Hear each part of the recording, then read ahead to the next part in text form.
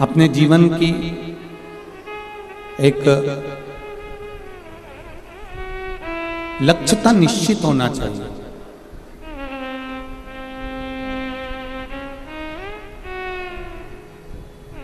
आज के जमाने में संपूर्ण पृथ्वी पर बहुत भेदभाव का जीवन लोग जीने का प्रयास कर रहे हैं और एक दूसरे को नीचा दिखाने का प्रयास कर रहे हैं। पर शिव महापुराण की कथा कहती है कि ब्राह्मण हो, क्षत्रिय हो, वैश्य हो, शूद्र हो, चाहे आप ब्राह्मण हो, चाहे आप वैश्य हो, चाहे आप क्षत्रिय हो, चाहे आप शूद्र हो, जिस भी वर्ण के हो, शिव महापुराण कहती है कि जब भगवान ने जन्म दिया तब उस समय पर यह नहीं बताया कि तू ब्राह्मण के घर में होगा, कि तू वैश्य के घर में होगा, कि तू क्षत्रिय के घर में होगा, कि तू शूद्र के घर में होगा। परमात्मा ने जब मृत्यु लोक में भेजा तब केवल एक मनुष्य को जन्म दिया और मानव को जन्म देकर कहा कि तू जैसा कर्म करते जाएगा उसके अनुसार तू उस गणना में गिनता चले जाएगा, तेरे कर्म के अनुसार तू गिनता।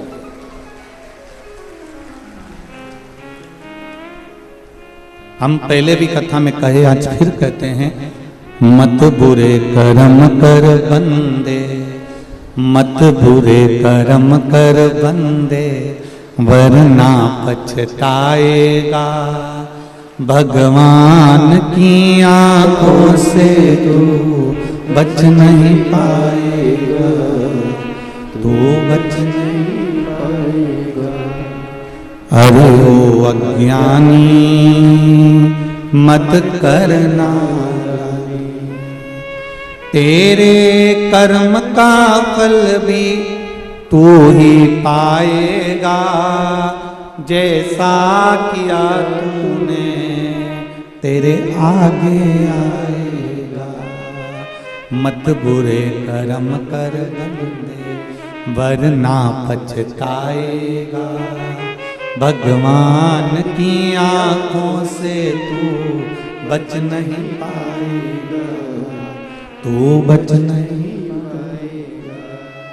भेद हम कर रहे हैं।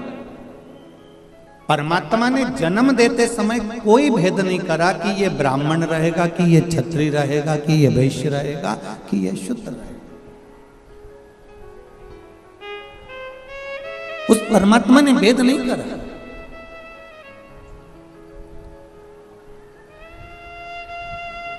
एक बात अपने जीवन में उतार कर रखिएगा जरा बहुत अच्छे से। मां के गर्भ से जितने बच्चे जन्म लेते हैं, चाहे 2 लें, चाहे 4 लें, चाहे 5 लें, मां बराबर का उनको दूध पिलाती है। बोलो सही है कि गलत है? माता बराबर की उनकी परवरिश करती है, माता बराबर का उनको शिक्षा प्रदान करती है, माता बराबर का दूध पिलाती है, बराबर की परवरिश देती है, बराबर का ज्ञान देती है। पर कोई बेटा डॉक्टर बन जाता है, कोई कलेक्टर बन जाता है, कोई बहुत ऊंचे पद पर पहुंच जाता है, और कोई बेटा एक छोटी सी दुकान खोलकर अपना यापन करता रहता है। माँ ने बराबर का दूध पिलाया, माँ ने बराबर की परवरिश करी, माँ ने बराबर की शिक्षा दी, माँ ने बराबर का पढ़ाया, माता ने बराबर के कपड़े पहनाए, बराबर का आभूषण दिया, माता ने सब कुछ बराबर का दिया। पर माता ने अपने बच्चों में भेद नहीं करा। ये आपका ज्ञान है कि आप डॉक्टर बन रहे हैं, कलेक्टर बन रहे हैं, मिनिस्टर बन रहे हैं, कमिश्नर बन रहे हैं, कि आप एक साधारण सी दुकान खोलकर बैठे हुए हैं। ये आपके विवेक पर आधारित है। उसी तरह मेरे भोलेनाथ ने जन्म देते समय, मृत्यु लोक में भेजते समय, माता के गर्भ से जब हमारा जन्म हुआ उस समय पर भगवान ने कोई भेद नहीं करा कि ये ब्राह्मण रहेगा, कि ये क्षत्रिय रहेगा, कि ये वैश्य रहेगा, कि ये शूद्र रहेगा। भगवान ने तो केवल अपनी औलाद को, अपनी संतान को पृथ्वी पर भेजा, और भेजने का 2 कारण था। एक भगवान का भजन करना, और दूसरा अपने कर्म को भोगना। जैसा पूर्व कर्म कर आए हो उसके अनुसार, अगर तुमने पूर्व में भगवत स्मरण करा है, भरण पोषण करा है, गौ माता को 1 रोटी दी है, कहीं ना कहीं गाय को 1 रोटी प्रदान करी है, कहीं जलचर को, मछली जीव जंतु को थोड़ा सा दाना दे दिया, कहीं पशु पक्षी को थोड़ा सा दाना दे दिया। आपने जो पूर्व में सत्कर्म करा है उस सत्कर्म का फल आज ये मिलता है कि हमको भी सामने के सामने परसी हुई थाली देने के लिए 4 नौकर खड़े रहते हैं, हमारे सामने भी कोई ना कोई भोजन ला कर दे देता है। तुमने जो पूर्व में करा उसका फल आज आपको भोग,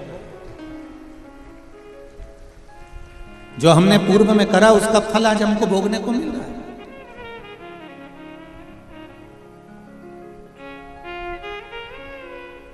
यहां इतनी सारी माताएं बैठी है, सबके मंगलसूत्र की डिजाइन अलग अलग होगी। बोलो री जीजियो, सही है कि गलत है? सबके हाथ के चूड़े की डिजाइन अलग अलग होगी। बोलते जाओ जरा जल्दी से, सही है कि गलत है? ठीक है।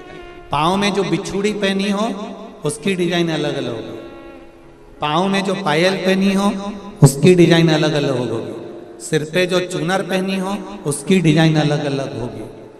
16 श्रृंगार जो तुमने अपने तन पर, अपने शरीर पर सुहाग की जितनी वस्तुएं धारण करी है, चाहे बिंदी लगाई हो, नथनी पहनी हो, कुंडल पहना हो, मंगलसूत्र पहना हो, सबकी डिजाइन अलग अलग होती है। केवल 16 श्रृंगार में से एक श्रृंगार ऐसा है जिसकी डिजाइन नहीं बदली है, वो है मांग का सिंदूर, कुमकुम एक जैसा हो।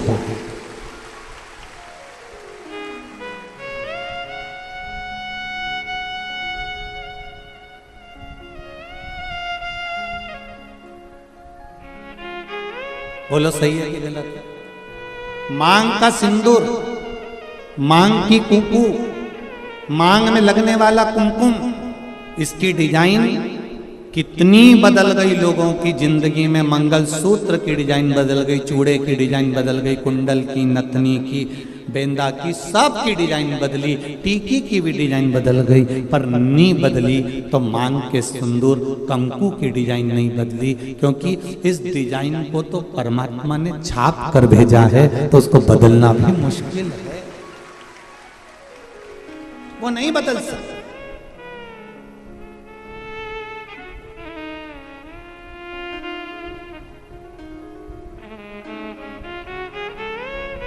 मंगलसूत्र के दाने एक बार निकल जाएंगे ना, चलेगा। नाक की नथनी एक बार निकल जाएगी ना, चलेगी। बिछुड़ी जल्दीबाजी में कहीं निकल जाएगी ना, चलेगी। बिंदी कहीं निकल जाएगी ना, चलेगी।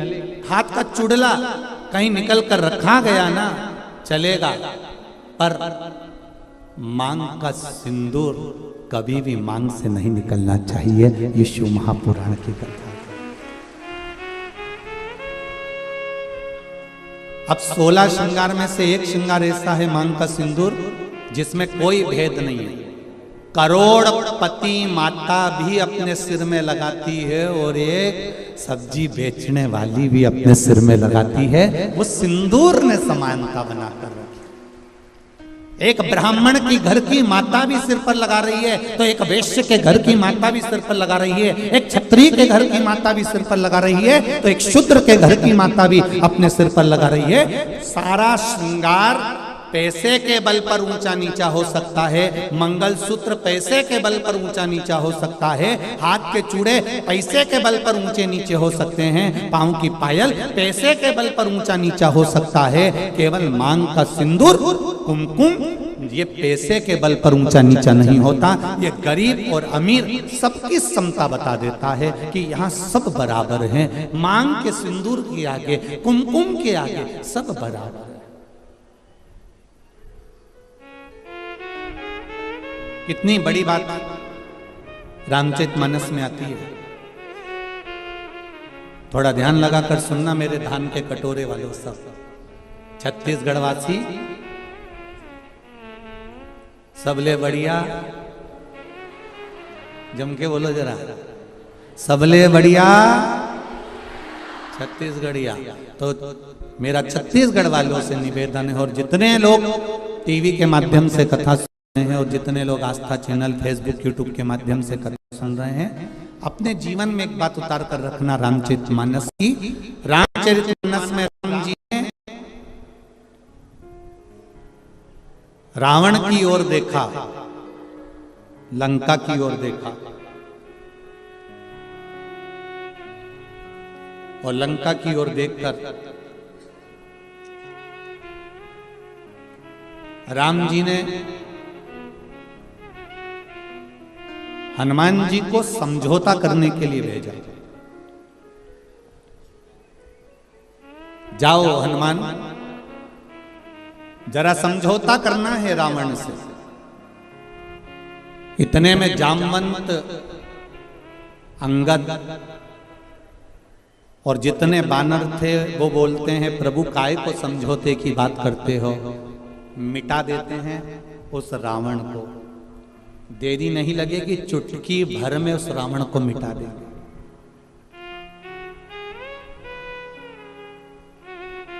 चुटकी भर में रावण को मिटा देंगे। राम जी ने कहा, रावण को मिटाना सरल है, पर मंदोदरी के मांग के सिंदूर को मिटाना कठिन है। जरा ध्यान दीजिए, रावण को मिटाना सरल है, पर जो ये मंदोदरी ने मांग में सिंदूर धारण कर कर रखा है, जो मंदोदरी अपनी मांग में सिंदूर धारण कर कर रखी है, जो मंदोदरी अपनी मांग में कुंकुम धारण कर कर रखी है, जो मंदोदरी अपनी मांग में कुमकुम रखी हुई है, इसका सौभाग्य इसके सामने है, और इसका जो भजन है, इसका जो आनंद है, इसका जो स्मरण है, वो इतना प्रबल है कि उसको मिटाना कठिन है।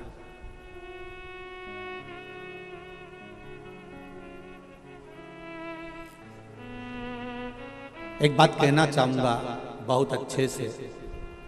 आदरणीय गृह मंत्री जी हमारे यहाँ कथा में श्री ताम्रध्वज साहू जी यहाँ बैठे हुए हैं। आप तो आज आए हैं, पर आपके घर से जो बाईसा हैं, आपकी जो धर्मपत्नी है, हमारे लिए तो माता के तुल्य हैं। हमने देखा कल भी, परसों भी, 2 दिन से हम लगातार देख रहे हैं। कहीं के दूसरे मंत्री की अगर पत्नी होती ना तो 3 घंटा कथा में नहीं बैठती, पर हमने ये चीज देखी है कि वो 5 दिन की कथा में 2-3 दिन लगातार कथा का रस तत्व ग्रहण कर रहे हैं। हम कहना चाहेंगे संपूर्ण विश्व के सनातनियों को एक बात बताना चाहेंगे कि पति जब घर से बाहर निकलता है, पति जब अपना घर छोड़कर किसी मार्ग की ओर आगे बढ़ता है, तो उसके साथ में धर्म पत्नी भले साथ नहीं रहती हो, पर उसके मांग में जो सिंदूर रहता है ना, उसकी चमक पति के साथ हर पल रहती है। ये निश्चितता।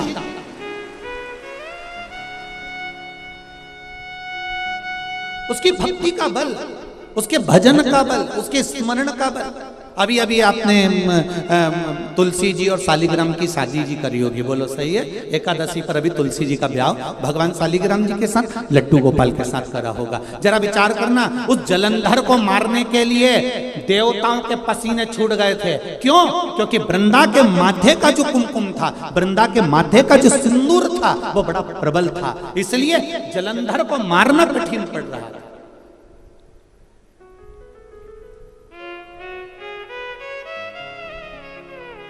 फिर करा क्या गया कि इसके सात्वित्व को डिगाया जाए, और सात्वित्व को डिगाने के लिए भेजा। जब उसका सात्वित्व डिग गया, सात्वित्व टूट गया, तब जलंधर के प्राणों को हरा गया। फिर निवेदन करूंगा, मेरी जितनी माताएं यहाँ बैठी हैं, जितनी मेरी बहन बैठी हैं, जितनी मेरी जीजियाँ बैठी हुई हैं, जितनी मेरी बेटियाँ बैठी हुई हैं, निवेदन करूंगा, मंगल पाणिग्रहण संस्कार होने के बाद में, विवाह हो जाने के बाद में, अपने मस्तक पर मांग में, भले आजकल तो फैशन हो गया, ज़्यादा सिंदूर नहीं लगाती हैं माताएं, कुंकुम नहीं लगाती हैं, थोड़ा उनको एक अलग सा फील होता है, तो उनको वो थोड़ा मेरा निवेदन है कि मेरी जीजियों से, मेरी माताओं से, मेरी बहनों से, मेरी बेटियों से निवेदन है, शादी होने के बाद में मांग में, और एक फिर निवेदन करूंगा, वो पेंसिल जैसी नहीं, पेंसिल जैसी नहीं, सिंदूर तुम्हारे पति ने जिस समय तुम मंडप के अंदर बैठी थी और चांदी के सिक्के से, कलदार से, अंगूठी से, डब्बी में से भर भर कर तेरी मांग में भरा था, ऐसा सिंदूर तुम्हारी मांग में भरा होना चाहिए, ऐसा भरा होना चाहिए।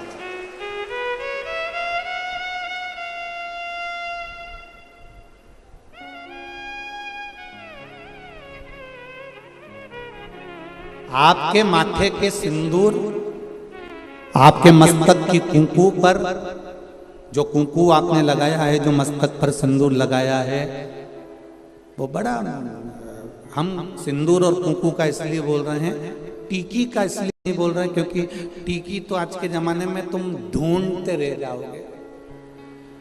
एक छोटी सी पंखड़ी को भी काटते काटते,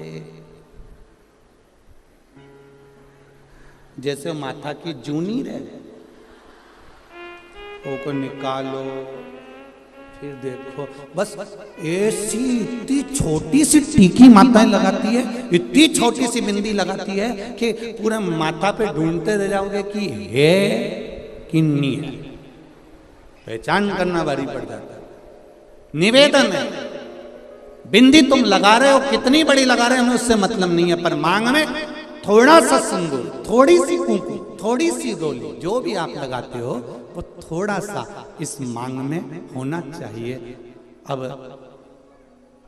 कई लोग बोल रहे थे कि गुरुजी आप इतना लंबा तिलक लगा के आ जाते हो, कंकु यहाँ तक पोत के आ जाते हो, तो हमने कहा तुम नहीं लगा रहे तो तुम्हारे बत्तल का हम ही लगा ले, उसमें क्या टेंशन ले, उसमें क्या जरूरत।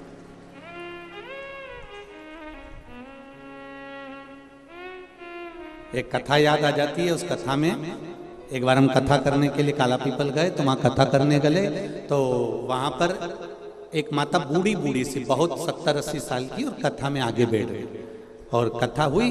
वो माता का नियम था, डंडा टेक के आती थी और 2 चोटी करके आती थी, एक में लाल रिबिन, एक में पीला रिबिन, 2 रिबिन पहले माता रिबिन बांधती थी, आप लोगों को ध्यान में होगा, ऐसा लाल, ऐसा गुत्ता गुत्ता गुत्ती गुत्ती यहाँ तक आती थी, और फिर जो स्कूल जाने वाली छोरियां होती थी, बेटियां, वो यहाँ से लेकर फिर यहाँ चिट्टा बांध लेती थी, है? पहले ऐसा चलता था, केला वाली चोटी। अब वो बुजुर्ग जो माता थी वो चोटी करके बैठ जाए। अब वो कथा करते करते करते करते बार बार ध्यान उसकी चोटी पे जाए। अब ऐसा होता है, अब कोई विशेष अगर कोई बैठे, कोई आए तो उस पर ध्यान तो जाए कि आखिर। अब वो बार बार ध्यान जाए तो हमारा कथा में मन नहीं लगे। अब मन नहीं लगे तो हमने एक प्रश्न कर लिया, माँ आपसे एक बात पूछना है। कहा बोलो गुरुजी। हमने कहा माँ बस इतना सा पूछना है कि सारी माताएं एक चोटी करके आती है, तू 2 चोटी करके क्यों आती है? उसने कहा महाराज जी ये भी कोई पूछने वाली बात है? ये कोई अच्छी बात है तुमने जो पूछा? अभी नहीं बताऊंगी मैं। हमने सोचा डोकरी बहुत तेज है, बहुत तेज। हम कथा कर कर जिनके यहाँ रुके हुए थे अग्रवाल जी के यहाँ पहुंच गए। सुबेरे सुबेरे 6 बजे डोकरी ने आकर, बूढ़ी अम्मा ने आकर वो सटर बजाई। वो सटर बजाई तो हमने आशीष से कहा जरा दरवाजा खोलो। दरवाजा खोला तो डोकरी डंडा लेके खड़ी थी। कहाँ है महाराज? आशीष तो दरवाजा ही नहीं खोला, वापिस आ गया। गुरुजी वो बुढ़िया आई है डंडा लेके। हमने कहा दरवाजा तो खोल, आने दे। अब बुढ़िया आके बोली, कुर्सी पे बैठ गई, महाराज देखो ये पीली वाली जो चोटी है ना, ये तो मेरी है। अब हमने कह दिया तो ये नीली वाली पड़ोसी की है। इतने में बोली अरे सुन तो सही महाराज, ये पीली वाली मेरी है। अच्छा वो मुस्कुराई भी ऐसी, उसका आधे 2 दांत आगे के नहीं थे, बाकी के सब थे। अब वो बोली कि ये जो पीली वाली है ना ये हमारी है। हमने कहा ठीक। फिर ये गुरुजी पहले मेरे पति की भी चोटी थी, उसने कटा ली, मैंने एक बढ़ा ली। मेरे कहा क्या कहने थे, ये सनातन धर्म है। ये भारत की भूमि की सभ्यता और संस्कृति का आनंद है।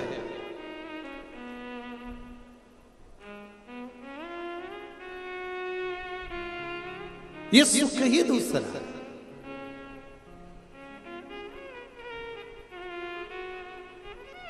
आप लोग जितनी संख्या में यहां बैठे हो, 1 2 3 4 पंडाल में, पंडाल के बाहर, पीछे के पंडाल में, साइड के पंडाल में, ग्राउंड में, जितने पंडाल में आप लोग बैठे हुए हो, इस ग्राउंड को छोड़कर जितने ग्राउंड के अंदर हैं, पंडाल के अंदर हैं, और जितने इधर उधर बैठे हैं, इससे दुगने पंडाल के बाहर, रोड से लेकर रेलवे स्टेशन तक है।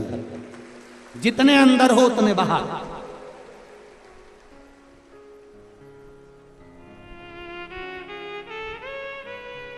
और केवल अविरल भक्ति, केवल आपकी भक्ति और भक्ति के सिवा कुछ नहीं।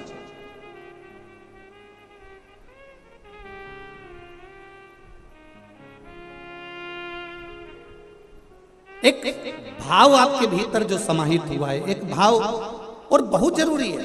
पहले के समय में उम्र का ठिकाना होता था कि 100 साल तक जियोगे। आज के समय में उम्र का ठिकाना नहीं होता कि आप कितने साल जियोगे।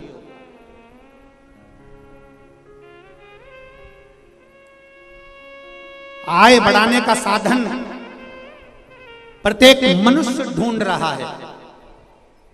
आप भी जितने लोग बैठे हो ना, हमारी आय बढ़ना चाहिए, हमारी कमाई बढ़ना चाहिए, हमारा व्यापार बढ़ना चाहिए, हमारा पैसा बढ़ना चाहिए। आय बढ़ने का साधन प्रत्येक मनुष्य ढूंढता है, पर मनुष्य ये नहीं ढूंढ पाता कि आय के साथ में मेरी उम्र कैसे बढ़े। आय बढ़ाते बढ़ाते बढ़ाते बढ़ाते मनुष्य की उम्र घटती चली जा रही है।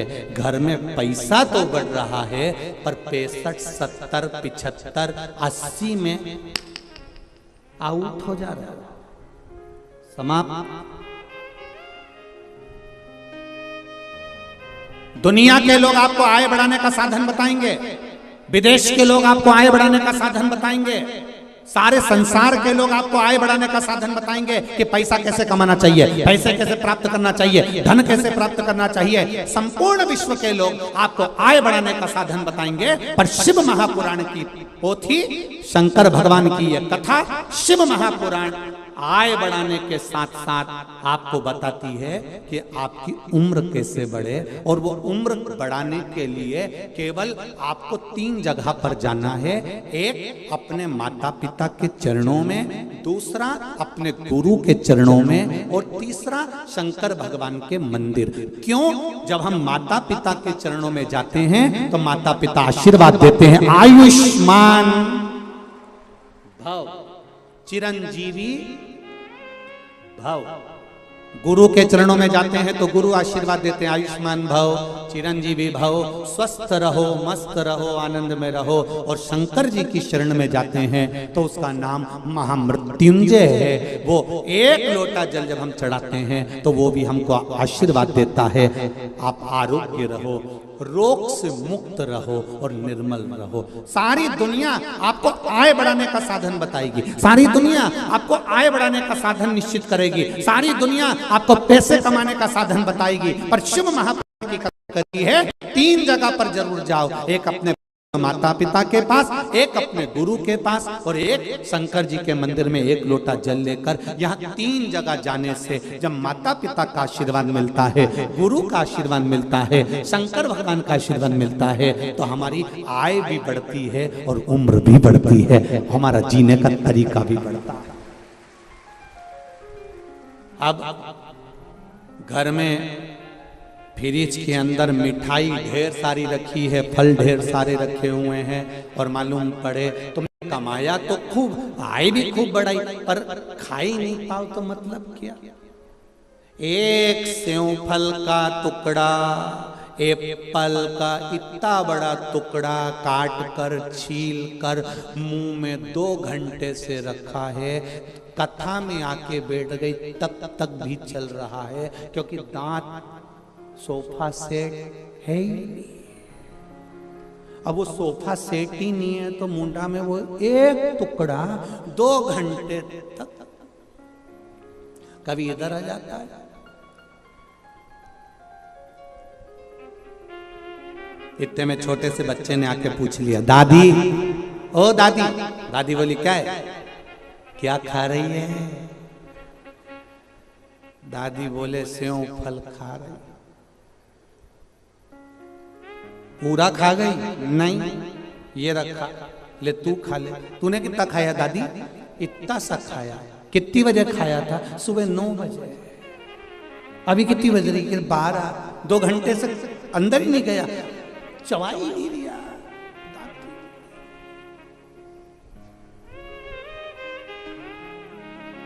ध्यान।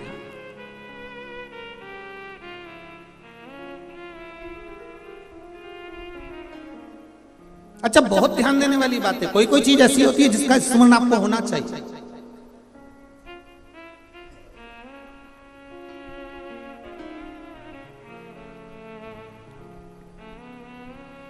चश्मा पढ़ते समय याद आता है। बोलो री जी हो, सही है कि गलत है? चश्मा अगर पंडाल में भूल गए, घर पर भूल गए, पढ़ते समय चश्मा याद आता है। बत्ती सी जम के बोलो जरा। खाते समय याद आती है, मैंने फ्रिज में रखी थी, हमारा दांत ना जाने कहाँ चले गया। बहू को आवाज लगाई, देख तुम्हारी बत्ती सी कहाँ रखी है? मम्मी तुमने कटोरी में रखी थी फ्रिज में, उसमें तो है ही नहीं। मालूम पड़े कथा में आई थी, बैग में दरी की दरी रखी, बैग कोई चुरा के लगा। बत्ती सी। चश्मा पढ़ते समय याद आता है, बत्ती सी खाते समय याद आती है, और शिव नाम मरते समय याद आता है कि शिव में है। शंकर का अनुमोदन है क्या? शिव तत्व है क्या? शंकर का गुणगान क्या है? शिव महापुराण का रस तत्व क्या है? ये मृत्यु की सैया पर पड़े रहोगे, प्राण छूट रहे होंगे, मृत्यु के घाट पर जा रहे होगे, तब याद आएगा कि श्री शिवाय नमस्तुभ्यम में है क्या, एक लोटे जल में है क्या, एक बेलपत्री में क्या है, ये मृत्यु की सैया पर याद आएगा। चश्मा पढ़ते समय याद आता है, बत्ती सी खाते समय याद आती है, शिव नाम मरते समय याद आता है कि शंकर के उस नाम में तत्व क्या छुपा है, क्या है। उम्र घटती चली जा रही है, पैसा बढ़ रहा है, मकान बढ़ रहा है, जायदाद बढ़ रही है, सब कुछ बढ़ रहा है, पर उम्र घट रही है। पहले मरने की उम्र कितनी थी? बोलो तो रे, 100 साल। और वो भी 100 तुम्हारी पूरी नहीं थी, वो तो मांग तूंग के लेकर आए थे। पहले मनुष्य की उम्र, गधा की उम्र, कुत्ता की उम्र, उल्लू की उम्र सबकी बराबर थी, 40-40 साल। पहले मनुष्य जीता था, 40-40 साल की उम्र थी, 40 वर्ष तक जीना था। गधे की उम्र 40, कुत्ता की उम्र 40, उल्लू की उम्र 40, मनुष्य की उम्र 40। एक बार मनुष्य ने भगवान से जाकर कहा, प्रभु मेरी उम्र 40 वर्ष की कर दी, इतनी छोटी सी उम्र में मैं कमाऊंगा, कमा कर इकट्ठा करूंगा, जब तक तो मर जाऊंगा, मेरी उम्र बढ़ा दीजिए। भगवान ने कहा जब समय होगा तब बढ़ाएंगे, चिंता मत करो। थोड़े समय के बाद में गधा आ गया। गधा ने भगवान विष्णु से कहा, प्रभु तुमने मेरी उम्र 40 साल कर दी, इतनी लंबी उम्र में क्या करूंगा प्रभु, मेरी उम्र कम कर दो। 40 साल तक लोगों का बोझा ढोऊंगा, लोगों का वजन ढोऊंगा, मेरी उम्र कम कर दो। भगवान विष्णु ने कहा, कितनी उम्र कर दूं तेरी? बिल्कुल आधी कर दो। भगवान ने गधे को 20 साल का बना दिया। मनुष्य फिर आ गया, उसने कहा, प्रभु मेरी उम्र बढ़ा दो। भगवान ने कहा, गधे के 20 साल बचे हैं, दे दूं क्या? कि चलेगा, दे दो प्रभु। मनुष्य 40 से गधे के 20 साल लेकर कितना हो गया? जम के बोलो जरा। 60। थोड़ी देर बाद कुत्ता आ गया। कुत्ते ने आकर भगवान से कहा, प्रभु मेरे को 40 साल की उम्र दे दी, 40 साल तक मैं लोगों के दरवाजे पर बैठा रहूं, भोंकता रहूं, दुम हिलाता रहूं, झूठन चाटता रहूं, आप मेरी उम्र कम कर दो। भगवान ने कहा, कितनी कम कर दूं? बिल्कुल आधी कर दो। कुत्ता को 20 साल का बना दिया। थोड़ी देर बाद मनुष्य आ गया, प्रभु 60 में मेरा क्या होगा? भगवान ने कहा, कुत्ता की बची है, चले ले जा। कितने का हो गया? 80। थोड़ी देर बाद उल्लू आ गया। उल्लू ने आकर कहा, प्रभु 40 साल तक पेड़ों पर टंगा रहूं, रात रात भर जागता रहूं, मेरे बस का नहीं है, प्रभु मेरी उम्र कम कर दो। भगवान ने कहा, ठीक है उल्लू, कितनी कम करूं? बिल्कुल आधी कर दो। तू आज से 20 साल का रहेगा। मनुष्य का मन नहीं भराया, फिर आ गया, प्रभु 80 में मेरा क्या होगा? कुछ कृपा कर दो। भगवान ने कहा, उल्लू की बच्ची है, चलेगी प्रभु चलेगी। भगवान ने कहा, ले जा उल्लू की। कितने साल का हो गया? जम के बोलो 100। अब तुम खुद देखो, 40 वर्ष तक मनुष्य अपनी जिंदगी को सही जीता है, फुल एंजॉय के साथ। जो खाएगा पच जाएगा, कपड़े भी पहनेगा तो एकदम सुंदर नजर आएगा। 40 वर्ष तक फुल एंजॉयमेंट का जीवन जीता है, क्योंकि ये परमात्मा की दी हुई उम्र है। और 40 के बाद में 60 तक किसकी लगी है? बोलो बोलो जरा जम के, गधे की। इसलिए पूरे परिवार का बोझा ढोता है, बच्चों को पढ़ाना है, बड़ा करना है, शादी करना है, बहन बेटी का मायरा भरना है। 60 साल तक ये केवल बोझा ढोता है गधे की तरह। 60 के बाद जो उम्र लगी, बोलो रे बोलो रायपुर, 60 से 80 की उम्र कुत्ता की लग गई। घर के बच्चों ने कुर्सी डाल के हॉल में बिठा दिया, दरवाजे के पास। वहीं पे चाय आ जाती है, वहीं पर खाना आ जाता है, वहीं हॉल में सब कुछ आ जाता है। तुम्हें कमरे में आने की जरूरत नहीं है।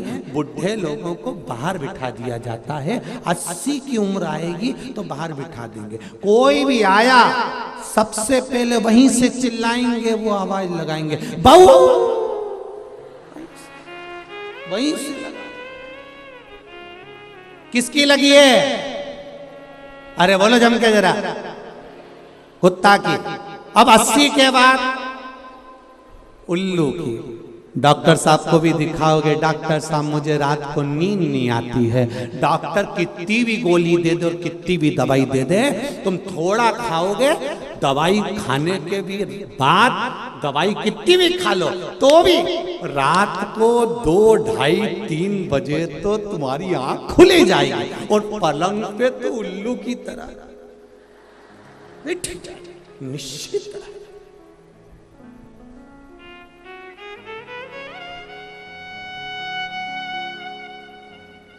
80 से 100 वर्ष तक नींद को बुलाने का प्रयास भी करोगे तो नींद नहीं आने वाली, क्योंकि उल्लू की लगी। इसलिए शिव महापुराण की कथा कहती है 40 तक की जिंदगी अपनी है। उस जीवन को इतना खुश होकर जियो कि बाकी की जिंदगी खुश होकर जी सको। इतना खुश होकर, फुल आनंद के साथ।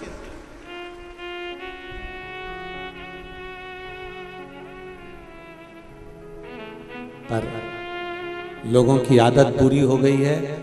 40 साल तक की जिंदगी को लोग रो रो कर जीते हैं। शिव महापुराण की कथा कहती है अपनी जिंदगी को खुश होकर जी। गया जमाना कि 100 साल तक जीते थे। आज के जमाने में कुछ मालूम है क्या? अपने आस पड़ोस में देखो, अपने पड़ोसियों को देखो, अपने रिश्तेदारों को देखो, उम्र का कोई ठिकाना मालूम पड़ता है? कौन कब चले जाए, जवान की जवान प्राण छोड़ देते हैं। जरा सा अटैक आया, जरा सा शुगर हुई, जरा सी बीमारी हुई, समाप्त।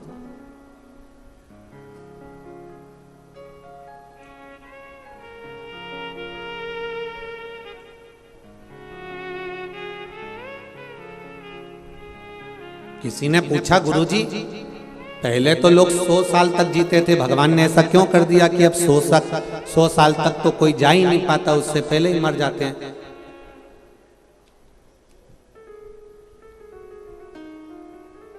तो ऐसा ही है, वो तो सरकार जब 1000 का नोट बंद कर सकती है तो भगवान भी तो 100 साल तक बंद कर सकते हैं, उसमें क्या दिक्कत।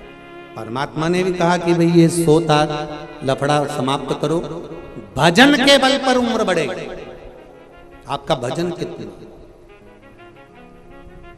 आपका मंत्र जाप कितना, आपका स्मरण कितना, आपका कीर्तन कितना।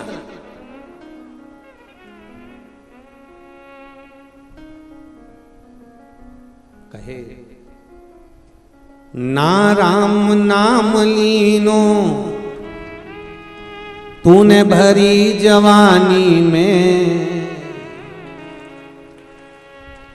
तू डूब के मर जा रे चुल्लू भर।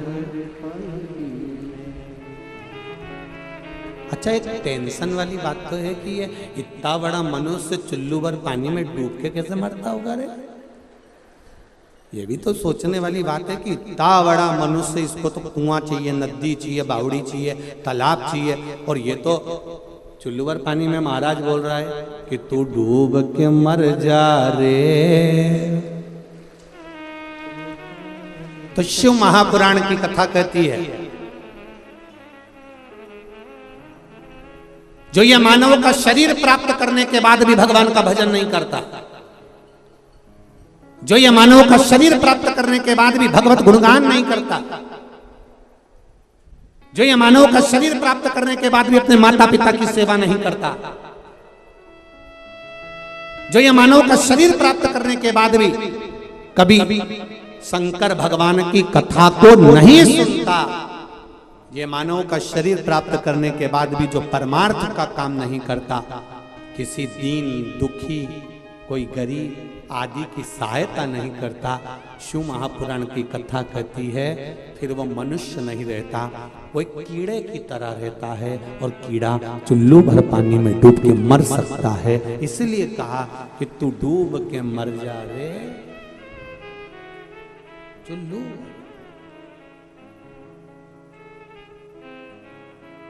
जपते रहो भगवान का,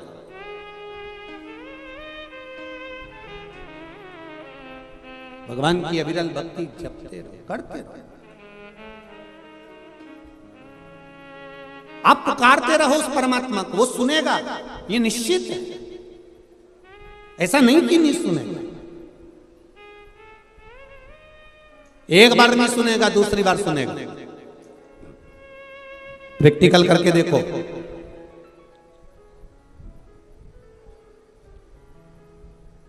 प्रैक्टिकल करके देखना तुम। कहीं पर भी फोन पर, मोबाइल पर या मंदिर के अंदर श्री शिवाय नमस्तुभ्यम तुम जम के चिल्ला कर देखना, जितने लोग वहां खड़े होंगे पहचान जाएंगे ये सियोर वाला महाराज की चेली है। प्रैक्टिकल करके देखना तुम बस केवल इतना बोल देना श्री शिवाय नमस्तुभ्यम, उतने में पहचान जाएंगे। अब जरा विचार करो, तुम्हारे श्री शिवाय नमस्तुभ्यम बोलने से लोग ये जान जाते हैं कि ये सियोर वाले महाराज की कथा सुनी है, तो श्री शिवाय नमस्तुभ्यम बोल लेने से वो भी तो पहचान जाएगा कि ये अपनी वाली है। उठा लो इसको, दुख मत देना, इसको कष्ट मत देना, इसको रोग मत देना, इसको बीमारी मत देना, इसको शरणागति देना है, शरणागति। ये पत्र में आया,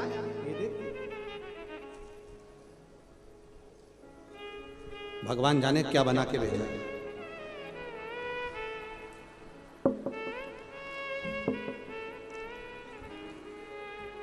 गुच्छा तो नहीं है कमर का।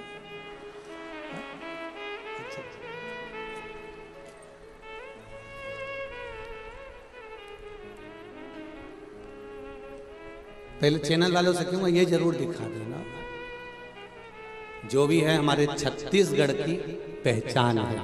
नमन करते हमारे छत्तीसगढ़ की पहचान है, इतना सुंदर बनाया है, बहुत बहुत साधुवाद, धन्यवाद। उस पर आपने पत्र लगाया है। मेरा नाम चंदाबाई साहू है, ग्राम पंचकोशी धाम, पटेवा, नया पारा, राजिम, छत्तीसगढ़ से आई हूँ। कहीं बैठी हो तो हाथ हिलाई लगे। आप ही हैं? श्री शिवाय नमस्तुभ्यम। दोनों हाथ हिला दो एक बार ऐसे। श्री शिवाय नमस्तुभ्यम। गुरुजी 2 साल पहले मेरे दोनों चेस्ट में गठान हो गई थी।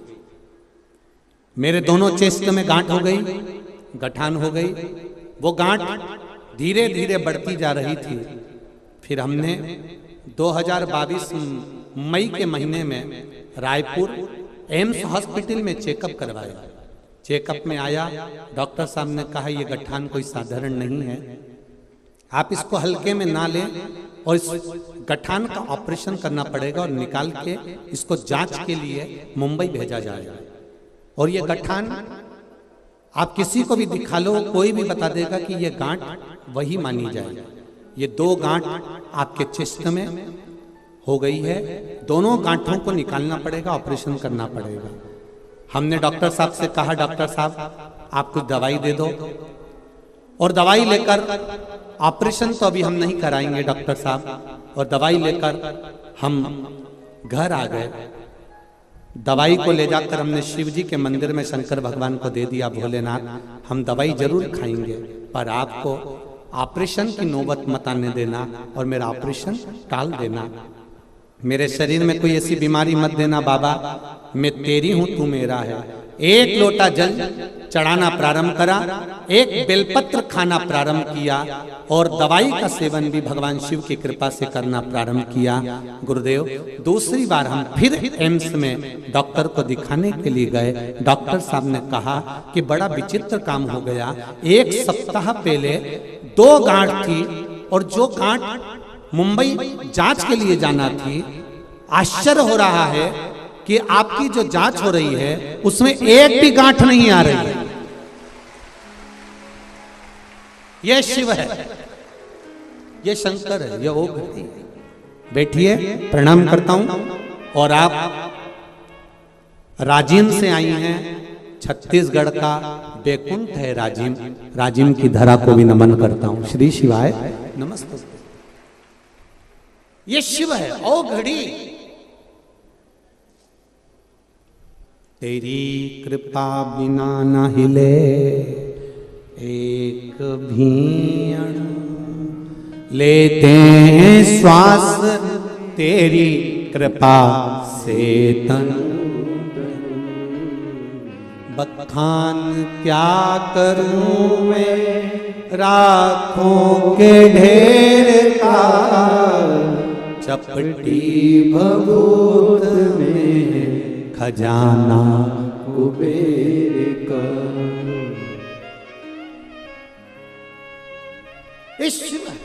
ये ओखड़ी, ये दयालु, ये दातार, ये करुणा सागर है। इसकी भक्ति शक्ति भी है। अब करो शिव की आराधना। दुनिया के लोग बहुत रोकना चाहेंगे आपको, हंसेंगे, ठिठोली उड़ाएंगे, अपशब्द कहेंगे, पर शंकर भगवान के भजन को करने में पीछे मत।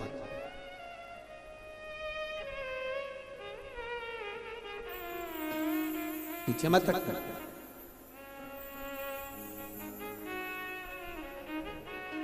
करो भजन। शिव नाम में वो तत्व है। श्री शिवाय नमस्तुभ्यम। भले दुनिया के लोग कहते हैं कि यह मंत्र कैसा है, यह मंत्र का स्वरूप कैसा है, पर इस मंत्र में एक बात तो लिखी है कि शंकर भगवान को मैं नमन करता हूँ।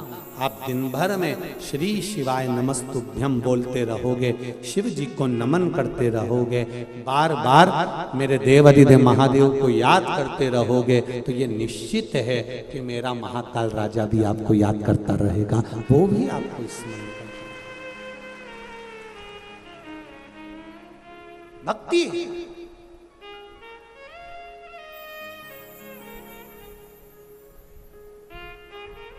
कितना,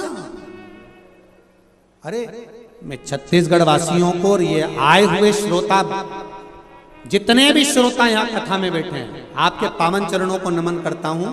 इतनी संख्या में इस ग्राउंड की जो कैपेसिटी है वो 7 लाख लोगों की है, पर इस कैपेसिटी को पार कर कर आप इधर से उधर तक पूरी रोड पर बैठे हो, और आपका साइलेंट रहना, चुप रहना, भगवान की भक्ति में डूबे रहना, आपका ये प्रेम शिव तत्व की ओर, अभी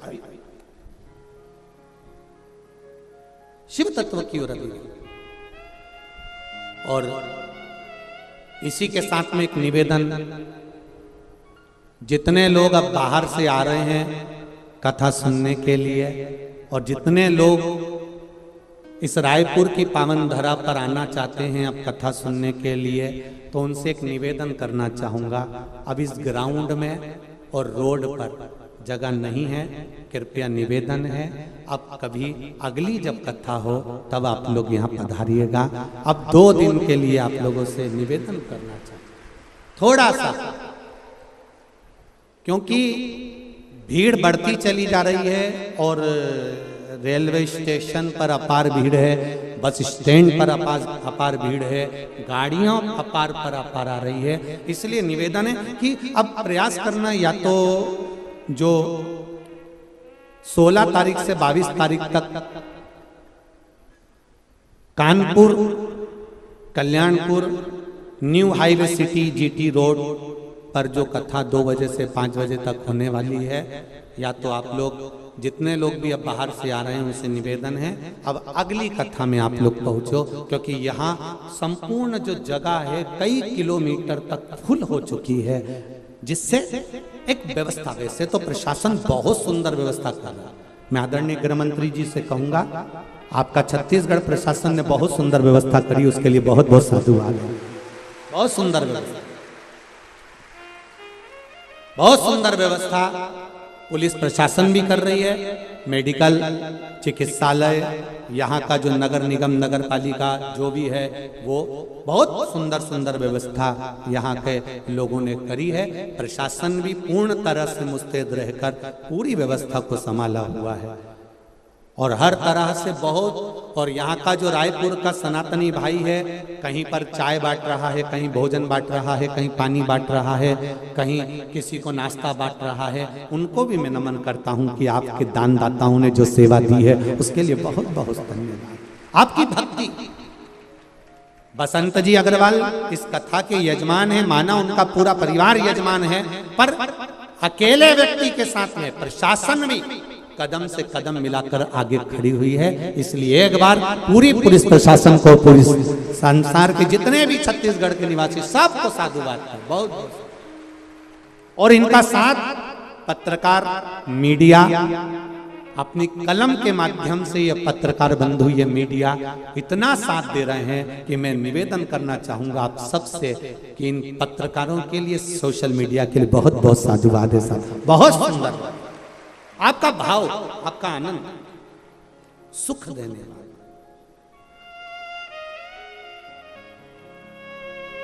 और वो भी हम इसलिए कर रहे हैं कि भीड़ ज्यादा हो रही है, इसलिए आप अगली कथा में प्रवेश करें।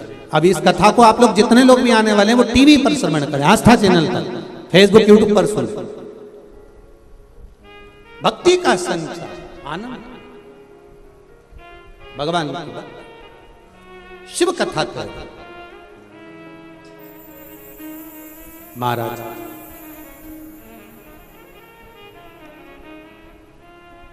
तेरे डमरू की धुन सुन के मैं काशी, अब वो काशी नगरी तो क्या रायपुर आई। भगवान शिव के मूल मंत्र का स्मरण करते हुए, भगवान शिव के मूल मंत्र को आनंद के साथ, भाव के साथ, भक्ति के साथ में अपने भाव से, अपने हृदय से शिव को करें।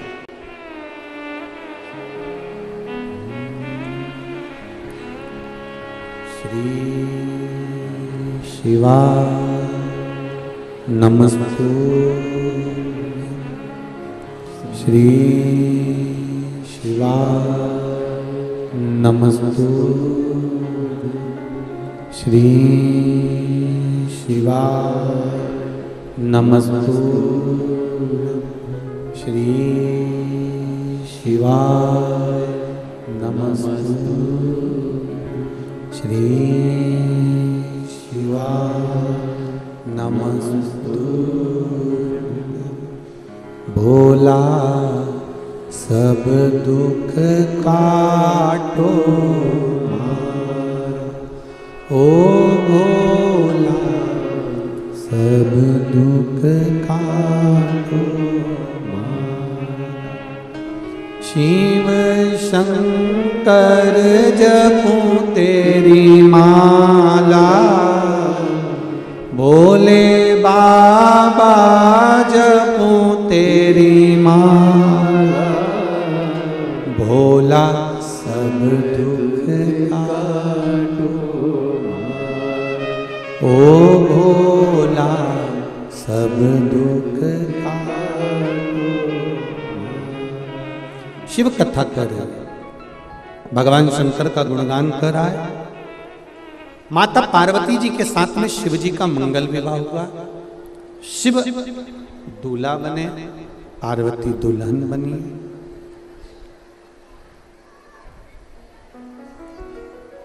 और दोनों का मंगल विवाह होने के बाद में जब ग्रस्त जीवन की जो शुरुआत, एक बात थोड़ा सा अपने जीवन में उतारिएगा।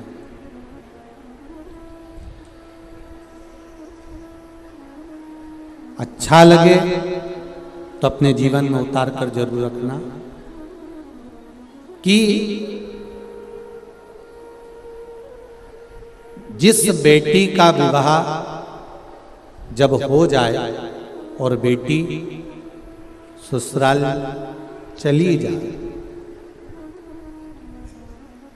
तो मेरी माताओं से, मेरी दीदियों से, मेरी बहनों से निवेदन करूंगा कि जब बेटी का विवाह हो जाए और बेटी ससुराल चली जाए तो निवेदन है बेटी को ये सीख देकर भेजना कि बेटी तुम ससुराल जा रही हो, मना नहीं है, पर ससुराल की छोटी छोटी बात अपने मायके में कभी मत बताना, उस जगह पर रहकर उसको समाप्त कर।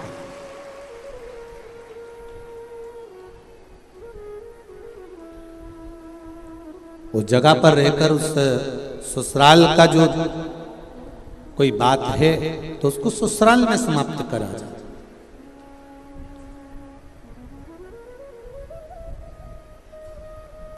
बड़ों की, जितने घर में जो बुजुर्ग होते हैं ना, घर के जो बड़े होते हैं, बड़ों की बात आज के जमाने में कोई नहीं मानता, पर बड़ों की बात का बुरा सब मानेंगे। बात नहीं मानेंगे पर बात का बुरा अवश्य मानेंगे। एक समझने वाली बात है कि बड़ों की बात का, आप कहते हो, कई लोग कहते हैं हमारी बात हमारा छोरा नहीं सुनता, हमारी बात हमारा बेटा नहीं सुनता, हमारी बहू नहीं सुनती। बड़ों की बात आज के जमाने में कोई नहीं मानता, पर बड़ों की बात का बुरा प्रत्येक व्यक्ति मानता। और शिव महापुराण थोड़ा उल्टा कह रहे हैं। शिव महापुराण की कथा कहती है कि बड़ों की बात का कभी बुरा मत मानो और उन्होंने जो बताया है उस पथ पर चलने का प्रयास करो, कभी भी खड्डे में नहीं।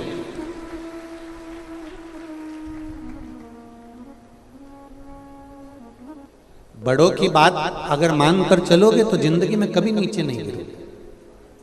एक बड़ा सुंदर संवाद आता है, एक लड़के की शादी नहीं हो रही और लड़के की शादी नहीं हो रही, बड़े परेशान हो गए लड़के के मम्मी पापा, पिताजी, माताजी कि लड़के की शादी नहीं हो रही।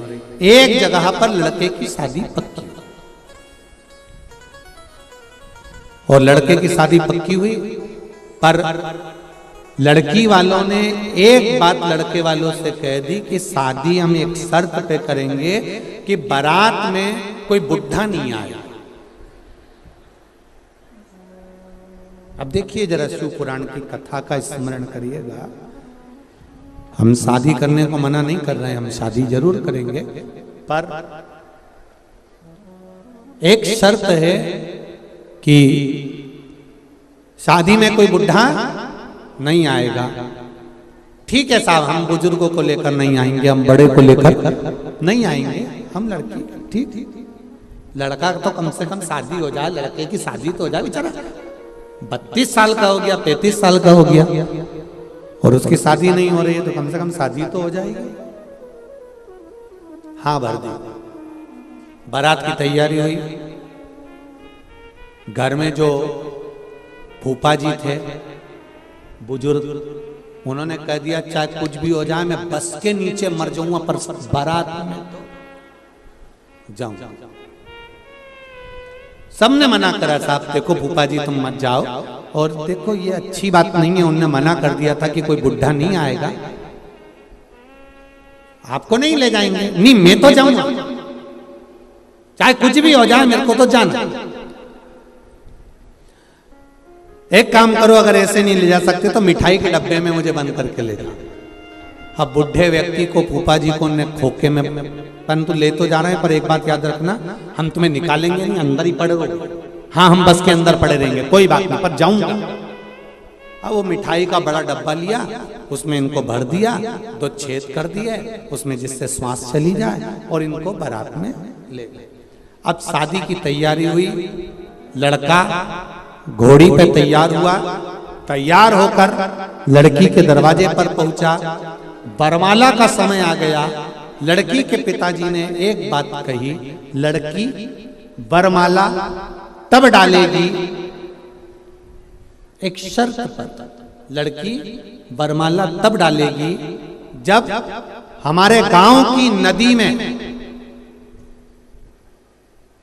जैसे पानी बह रहा है उसकी जगह दूध बहा दोगे तब। अब तो सारे बारातियों ने सोचा अब कोई शादी हो रही है, फालतू का बात कर रहा है, नदी में कोई दूध बहेगा, बहुत कठिन काम। सब के सब लड़के को लेके वापिस बस में बैठने लगे। पीछे फूफा जी ने आवाज लगाई खोखे में से कड़कड़ करा, तो किसी ने सुना क्या बात है। फूफा जी ने पूछा क्या हो गया।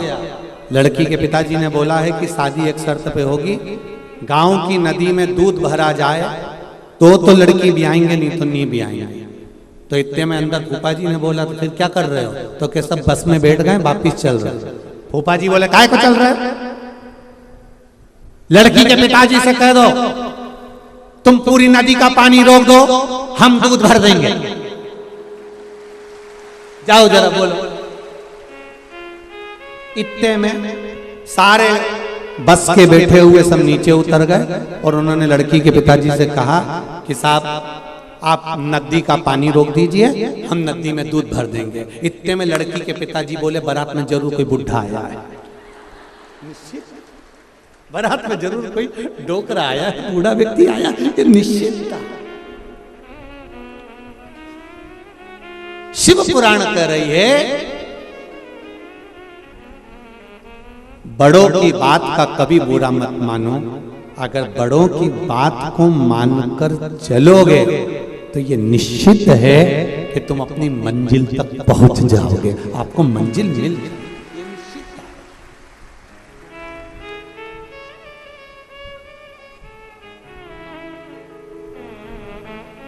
अब मानो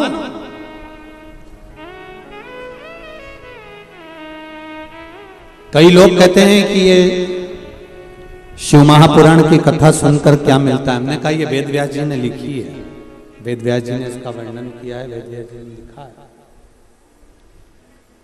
और यदि वेद व्यास जी ने इसका वर्णन किया है, लिखा है, तो ये निश्चितता है कि इससे कुछ ना कुछ तो मिल सकता है। ऐसा नहीं है कि शिव महापुराण से नहीं मिलेगा। शंकर भगवान माता पार्वती जी के साथ में विराजमान हुए हैं कैलाश धाम पर, और जो परिवार का एक क्रम जो प्रारंभ हुआ है, परिवार का एक जो तत्व प्रारंभ हुआ, पार्वती जी का नियम था, शिव जी भगवान की भक्ति में डूबे रहते थे और पार्वती मैया भगवान शंकर की सेवा में निरंतर लगी रहती थी, निरंतर। मेरा संपूर्ण माताओं से निवेदन, भाइयों से निवेदन है, जितने घर के बुजुर्ग हैं, बड़े हैं, उनसे भी निवेदन है, प्रयास करो, थोड़ा डीले कम करो अंदर वाला। आप प्रयास करिए अपने जीवन का।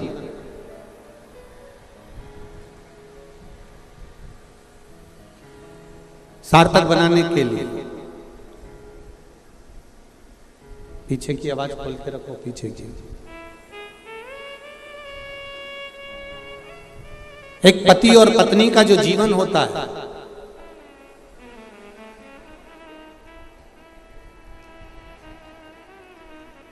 पति और पत्नी का जो जीवन है, पति और पत्नी का जो जीवन का क्रम है, वो एक हमें सीख देता है।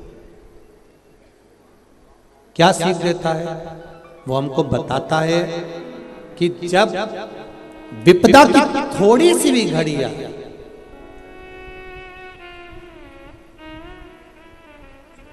पीछे की एलईडियां चालू कर दीजिए, एलईडियां से बंद पड़ी रही।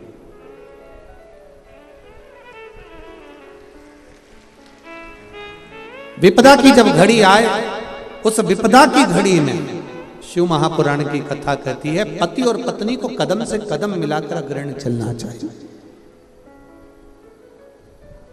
विपदा की जब घड़ी है,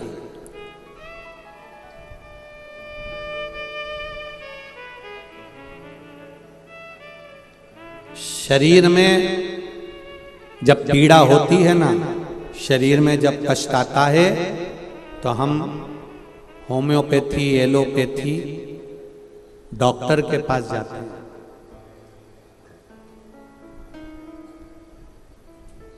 शरीर में जब कष्ट हुआ, शरीर में जब पीड़ा हुई, शरीर में जब दुख हुआ, शरीर में जब पीड़ा हुई, तो हम होम्योपैथी, एलोपैथी, डॉक्टर के पास जाते हैं और उनसे थोड़ी सी दवाई लेकर अपने शरीर की पीड़ा को मिटाते हैं। उसी तरह शरीर में पीड़ा होती है, तब हम डॉक्टर ढूंढते हैं। और शिव पुराण कहती है, जब मन में पीड़ा हो तो शिव महापुराण की कथा को ढूंढो। मन की पीड़ा, अपने भीतर की जो पीड़ा है, अपने अंदर की जो पीड़ा है,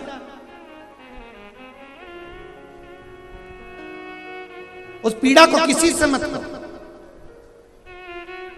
अगर आप किसी के सामने जाकर रोगे भी ना, तो दुनिया के लोग कहते हैं, पहले तो खूब फूली फूली फिरती थी, अब जगत में रोती फिर रही है।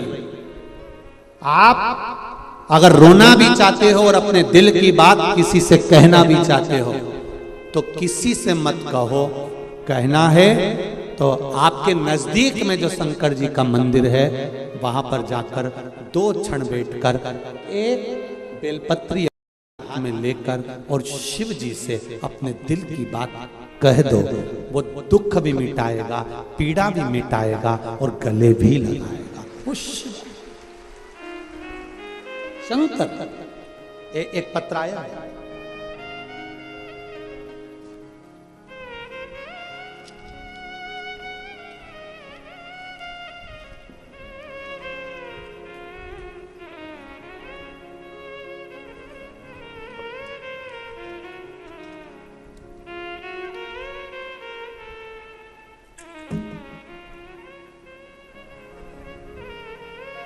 मैं आयुषी साहू शिवानंद नगर रायपुर से हूँ। कहीं बैठी हूँ आयुषी जी, तो हाथ हिलाइएगा। आप ही हैं?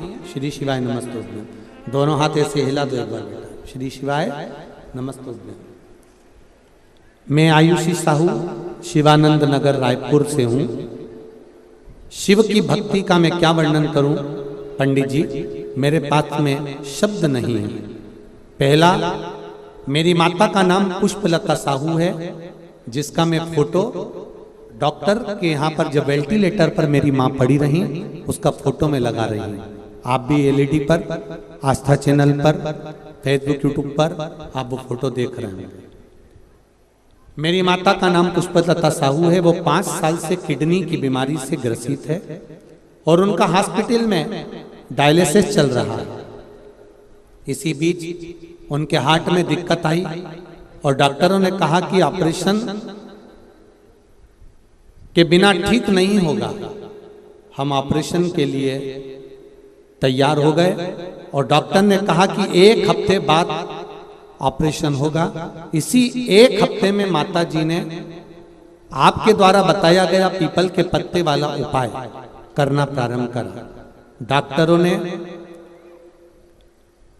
जांच करी। जब 1 हफ्ते का जो समय मिला उसमें हमने पीपल के पत्ते वाला प्रयोग करा, क्योंकि हम लोग भी पढ़े लिखे हैं, हम ये सब चीजों पर विश्वास नहीं करते थे।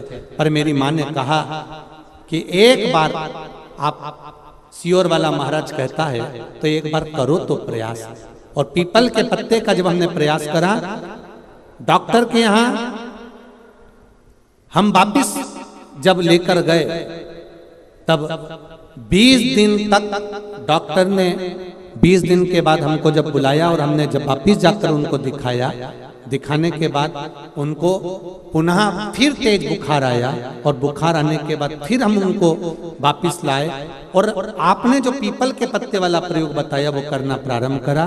गुरुदेव, हम उनको वापिस हॉस्पिटल ऑपरेशन की तैयारी कर कर लेकर गए और डॉक्टर ने जांच कर कर कहा इनका ऑपरेशन कराने की जरूरत नहीं पड़ेगी, ये दवाई से ठीक होना प्रारंभ हो गई।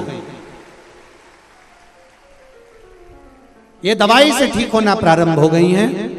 गुरुदेव, अब बाबा की कृपा से उनका हार्ट का ऑपरेशन नहीं हुआ और वो धीरे धीरे ठीक होती चली जा रही हैं। बाबा की कृपा।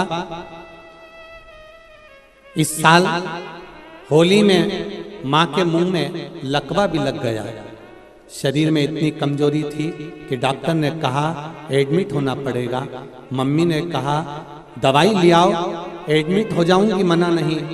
शिवजी पे चढ़ा हुआ 1 लोटा पानी दवाई के साथ शिवजी को समर्पित कर कर खाना प्रारंभ करा, जल लेना प्रारंभ करा और मुंह का लकवा भी धीरे धीरे ठीक हो गया। ये शिव है। शंकर, बैठो बेटा। श्री शिवाय नमस्ते। एक पत्र और बड़ा सुंदर आया,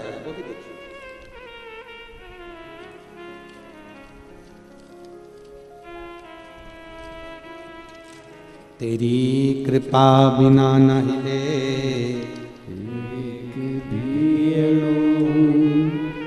लेते हैं श्वास तेरी कृपा से तनु तनु।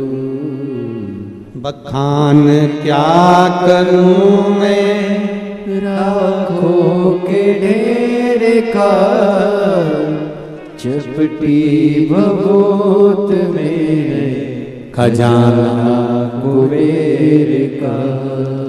हे गंगाधार मुक्ति द्वार ओंकार तू, आयो शरण तिहारी तार तार।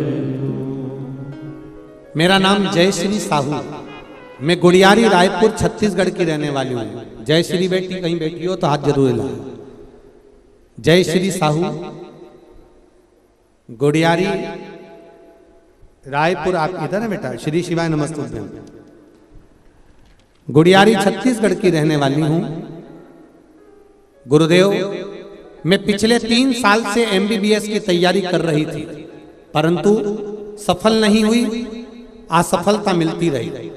फिर मैंने आपकी कथा श्रवण कर कर शिवलिंग पर 1 लोटा जल और बेलपत्री में शहद लगाकर शिवलिंग पर चढ़ाना प्रारंभ किया और इसी साल एमबीबीएस के अलॉटमेंट लिस्ट में मेरा नाम बाबा देवाधिदेव महादेव की कृपा से आ गया।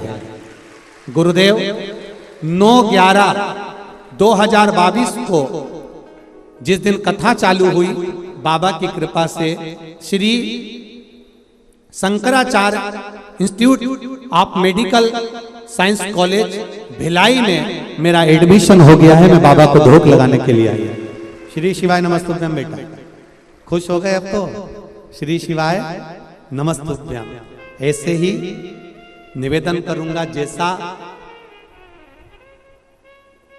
कर्माबाई ने खिचड़ी खिलाकर भगवान को साहू समाज का गौरवान्वित नाम किया, ऐसे आप भी डॉक्टर में गौरवान्वितता महसूस करें, यही बाबा से विनती है। एक पत्र और बड़ा सुंदर है, देखिए। मेरा नाम विजय कुमार तथा मेरी पत्नी का नाम सीता वर्मा है और हम लोग शाश्वत नगर रायपुर छत्तीसगढ़ से आए हैं। कहीं बैठे हो तो हाथ हिलाइएगा, कहीं बैठे हो तो आप इधर है क्या? श्री शिवाय नमस्ते। दिख गया पति पत्नी दोनों आए क्या? श्री शिवाय नमस्ते। मेरा नाम विजय कुमार तथा मेरी पत्नी का नाम सीता वर्मा है और हम लोग शाश्वत नगर रायपुर छत्तीसगढ़ से हैं। आपका कथा हम लोग 2019 से सुन रहे हैं। हमारे पास घर नहीं था, बाबा जी की कृपा से हमारा घर भी बन गया। कोई भी बाधा नहीं आई। गुरुजी मेरे भोले शंकर की कृपा का क्या मैं बखान करूं। शादी को 15 वर्ष हो गए थे, कोई संतान नहीं था गुरुदेव। हम सब दूर भटक लिए, हमने सारे प्रयास कर लिए पर संतान नहीं हुई।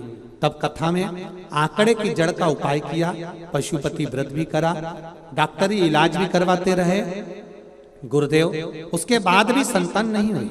तब आपने कथा में कहा था पीपल के पत्ते का उपाय, अशोक सुंदरी वाला लाल धागे वाला उपाय करना प्रारंभ करा और वो पीपल के पत्ते का उपाय करा और बाबा से विनती कर कर उसका लाभ मिला। महाकाल और ओमकारेश्वर बाबा की कृपा, हमने बाबा से विनती करी, बाबा को नमन करा। बाबा की कृपा से 3 नवंबर को मेरे यहाँ 15 साल के बाद बेटी ने जन्म लिया है। बाबा की कृपा हुई। शिव बाबा को प्रणाम करने के लिए यहाँ आया हूँ। गुरुजी जब तक जीऊंगा, सारे डॉक्टरों ने हाथ ऊंचे कर दिए थे कि संतान नहीं होगी, टेस्ट बेबी भी करवाया तो संतान नहीं हुई। जब सारे कार्य फेल हो गए, अब गुरुजी जब तक जीऊंगा हर रोज मंदिर जाऊंगा और अपने बच्चों से भी कहूंगा कि एक लोटा जल जरूर चढ़ाना। बैठो बेटा। श्री शिवाय नमस्तुभ्यम। बधाई आपको, आपके घर में लाडली आई है। शिव कृपा,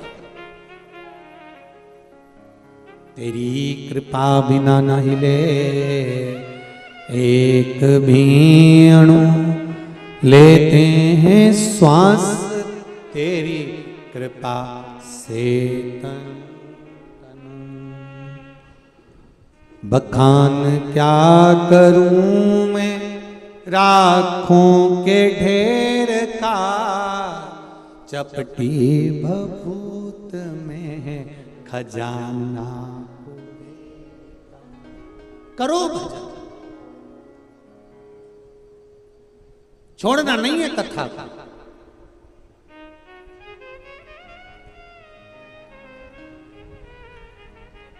टीवी के सामने, मोबाइल के सम्मुख में शिव महापुराण की कथा का रस तत्व ग्रहण करो। और जितने कानपुर के पास के रहने वाले हैं, आप लोगों से भी निवेदन है, मौका मिला है उत्तर प्रदेश वालों को, कानपुर वालों को कथा सुनने का। 16 तारीख से 22 तारीख तक कथा सुनकर अपने जीवन को सार्थक बना लो। ये मौका नहीं मिलने वाला। आज कितने दिन हो गए कथा को? जम के बोलो जरा। 3। कितने बचे? रायपुर वालों को 5 दिन मिले थे, अब केवल 2 दिन बचे। तो इसका मतलब ये नहीं है कि तुम 2 दिन में सब यहीं टूटमान हो जाओ। हाथ जोड़ के निवेदन है सब जितने लोग ट्रेन से आ रहे हैं, बस से आ रहे हैं, बहुत हो गए। अब यहाँ बहुत सारा ग्राउंड रोड सब भरे पड़े हैं, पूरे रायपुर की होटलें फुल पड़ी हुई हैं। हाथ जोड़ निवेदन है अपने आप। अब आगामी जब कार्यक्रम रहे उसका आनंद लीजिए। घर पे बैठकर आस्था चैनल पर कथा को सुनो, तत्व को जानो। शंकर भगवान शिव के शिव महापुराण की कथा कर रहे हैं। भगवान शंकर और माता पार्वती दोनों ही भगवान की भक्ति में डूबी रहती, शिव भी और माता पार्वती।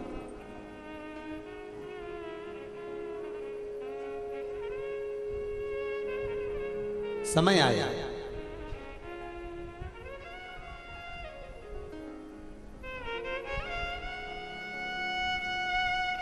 भगवान शंकर के तेज कुंज से, गंगा जी के जल से 6 पुत्रों का जन्म हुआ जो कृतिकाओं को दिया गया। कृतिकाओं ने उस पुत्र को पाल पोस कर बड़ा करा तो उसका नाम षडानंद कार्तिकेय रखा गया। कार्तिकेय जी का जन्म का एक कारण और था तारकासुर का संहार, तारकासुर को मारना।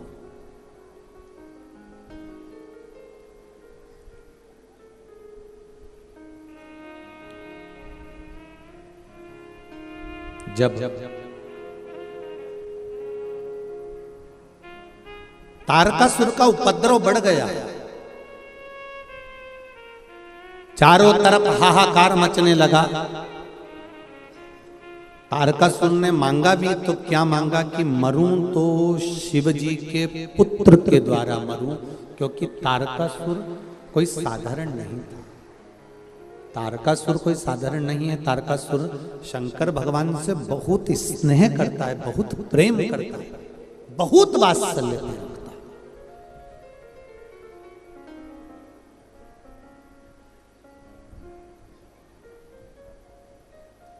तारकासुर ने मांगा कि अगर मरूं तो शिव जी के पुत्र के द्वारा मरूं, और शिव जी की कृपा हुई। तारकासुर को मारने के लिए कार्तिकेय का जन्म हुआ। कार्तिकेय बाबा को माता पार्वती जी ने कह दिया ये तारकासुर है, पर इसका संहार तो करना, पर इसके हृदय में चोट ना लगे। इसके हृदय में शिव बैठे हो, भगवान शंकर इसके हृदय में बैठे हुए हैं। शिव महापुराण की कथा कहती है जो शंकर का भजन करता है, जो शिव का स्मरण करता है, शिव नाम के जाप में दिन रात डूबा रहता है, शंकर की भक्ति में जो डूबा रहता है, शिव पुराण कहती है उसका दिल कभी मत दुखाओ वरना जिंदगी नरक जैसी हो जाती है। नरक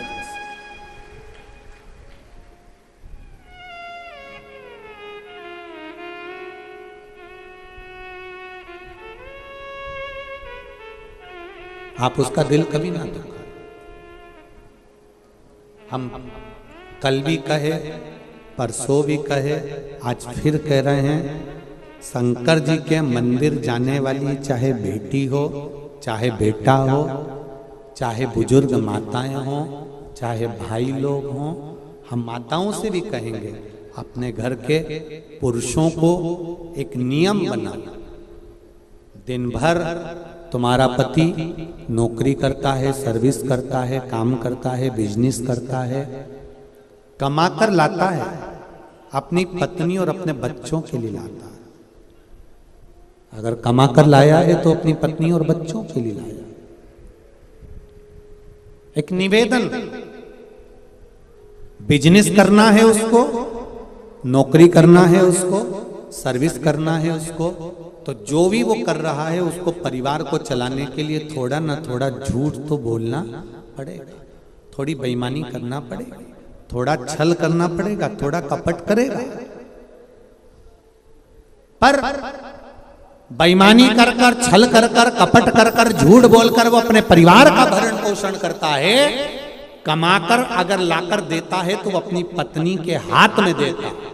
इसलिए धर्म पत्नी का एक नियम होना चाहिए, वो जाने कि झूठ इसने बोला है, कपट इसने करा है, बेईमानी इसने करी है, कमाकर लाकर मुझे दिया है। अगर नरक का भोग भी भोगेगा ना तो इसको भोगना पड़ेगा। उस नरक के भोग से मैं कैसे उसको बचा सकती हूँ? तो धर्म पत्नी से निवेदन है, अपने घर के पति से, अपने बच्चों से एक निवेदन करना प्रारंभ करो कि सुबह 1 लोटा जल ले जाकर शिव जी को चढ़ाना चालू करो, क्योंकि तुम्हारे कर्म का भोग तुम्हें भोगना पड़ेगा। अगर 1 लोटा जल चढ़ा दोगे तो ये तुम्हारी लेखनी में जो लिखा है वो समाप्त हो जाएगा। ये निश्चित है, ये निश्चित है।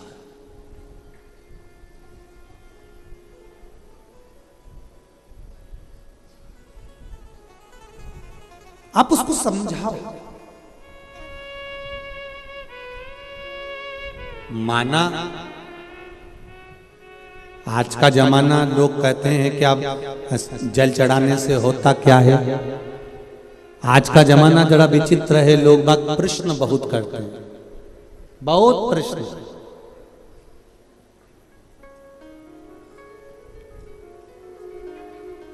इतने प्रश्न हैं लोगों के पास में, उन प्रश्नों को हल करना कठिन पड़ता है। पर इतना जरूर कहो कि तुम कहते हो कि जल चढ़ाने से क्या होता है, या जल समर्पित करने से क्या होता है, या शिव महापुराण की कथा सुनने से क्या होता है, तो उनको समझाओ। जैसे भोजन हमने किया और भोजन शरीर के अंदर गया, जाने के बाद हमको नहीं मालूम कि ये शरीर में क्या करेगा, पर इतना जरूर है कि भोजन जब अंदर जाएगा तो शरीर में बल मिलेगा, और बल मिलेगा तो आप मेहनत कर सकेंगे और दुनिया के आगे मेहनत कर कर आगे बढ़ सकेंगे। उसी तरह शिव महापुराण की कथा या एक लोटा जल हम शिव जी को चढ़ा रहे हैं, उसका बल हमको अंतिम समय तक जरूर प्राप्त रहता है, ये निश्चितता। किसी के मरने के बाद कई लोग कहते हैं उनके दादाजी मर गए तो उन्होंने इतने ब्राह्मणों को भोजन कराया, उनके काका जी मर गए तो उन्होंने ब्राह्मणों को रसगुल्ला खिलाया, गुलाब जामुन, पूड़ी, भजिया, पकोड़ा ये खिलाया। किसी के मरने के बाद आप क्या खिला रहे हो उससे मतलब मत रखो। शिव महापुराण की कथा कहती है मरने से पहले कितने लोगों को आपने भोजन कराया, बात वहां रखी जाती है, मरने के बाद की नहीं। आपके हमारे संसार के किसी व्यक्ति के मरने के बाद दुनिया के लोग कितना भोजन कराते हैं वो महत्व नहीं रखता। आप जीते जी इन श्वासों के द्वारा, अपने शरीर के द्वारा, आप जीते जी अपने द्वारा कितने लोगों को भोजन करा रहे हैं, मूल वो है। आपने किसका साथ दिया, मूल वो है।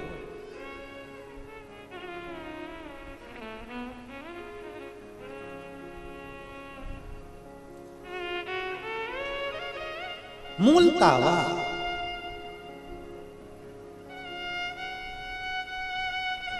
ये जितने लोग कथा सुन रहे हैं, जितने इस पंडाल में बैठे हुए हैं, ये ग्राउंड में, दही हांडी ग्राउंड के अंतर्गत गुड़ियारी के इस ग्राउंड में आप लोग जितने लोग बैठे हुए हैं, जितने लोग बाहर बैठे हुए हैं रोडों पर, जितने लोग छतों पर बैठे हुए हैं, जितने लोग होटलों पर बैठे हैं, जितने लोग गाड़ियों पर बैठे हुए हैं, 2 व्हीलर 4 व्हीलर पर चढ़ चढ़ कर बैठे हुए हैं, टैंकरों पर बैठे हुए हैं, जितने लोग यहाँ वहां बैठ कर कथा सुन रहे हैं, आप दिल लगाकर अगर कथा को श्रवण कर रहे हैं, चित्त लगाकर कथा श्रवण कर रहे हैं, भक्ति के साथ कथा को श्रवण कर रहे हैं, आप अपना समय निकालकर अगर शिव को दे रहे हो तो ये निश्चितता है कि तुम्हारी दुख की घड़ी में शिव भी तुम्हारे सामने खड़ा मिलेगा। ये निश्चितता आपने दिया। कल कथा में था श्री लक्ष्मण भट्ट जी की धर्मपत्नी इल्मा गारू ने भगवान शंकर को बार बार याद किया, शिव का बार बार गुणगान करा, शंकर भगवान का बार बार गुणगान करा, तो चंपावन में चंपेश्वर महादेव को भी प्रकट होना पड़ा। केवल भक्ति के बल पर आप जब भगवान को याद करते हो तो भगवान आपको याद करता। चंपावन में चंपेश्वर महादेव केवल इल्मा गारू जो बार बार शिव जी का गुणगान कर रही है, बार बार शंकर भगवान का स्मरण कर रही है, बार बार भगवान शंकर की भक्ति को धारण कर रही है, वो इल्मा गारू ने शंकर भगवान को प्रकट कर दिया, शिव को प्रकट कर दिया।